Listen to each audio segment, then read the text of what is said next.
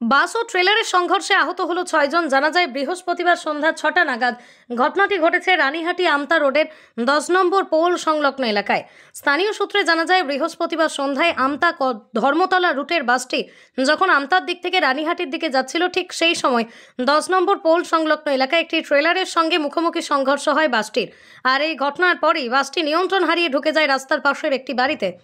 এদিকে এই দুর্ঘটনার জেরে প্রায় 6 জন আহত হয় বলে জানা গেছে।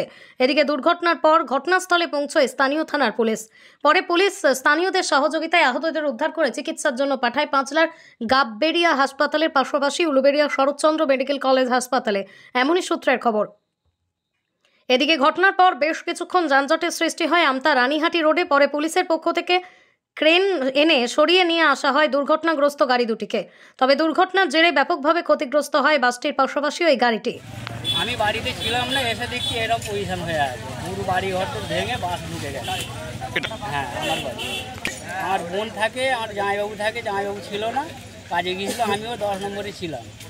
আর বাচ্চাটা ছিল, বোনটা ছিল, মোট একটা বাচ্চা ছিল, একটা মহিলা ছিল, আমার বোন। আর কীভাবে কী হয় আমি নিজেই জানি না তো কী করে। হ্যাঁ, বাস লরিতে শুনছি, 10 নম্বরে ছিলাম, শুনছি যে এরকম বস্তিতে গাড়ি ঢুকে গেছে। শুনে আমি ছুটে এসে দেখি এই অবস্থা। আহত বলতে বোন আহত হয়েছে, হসপিটালে ভর্তি আছে। দুজন, বোন আর ভাগনা, ওই বছর 5 মধুদা খাতুন, ওই বেগম, আর আরিয়ান, শেখ আরিয়ান।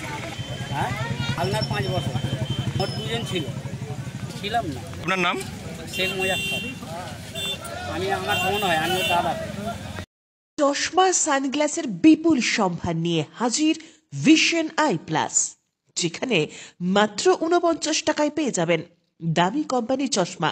পূর্ণ নিজস্ব কারখানায় তৈরি আধুনিক মানের বিভিন্ন ডিজাইনের চশমা পেয়ে যাবেন ভিশন আই প্লাসে। এবং সানগ্লাস পূর্ণ কম্পিউটার পরিচালিত বিশেষজ্ঞ ডাক্তার দ্বারা রোগীর চোখ পরীক্ষা করা হয় ভিশন আই প্লাসে। অনলাইনে অর্ডারও করতে পারবেন, সেক্ষেত্রে বাড়িতে বসেই পেয়ে যাবেন আপনার প্রিয় চশমা ও সানগ্লাসটি।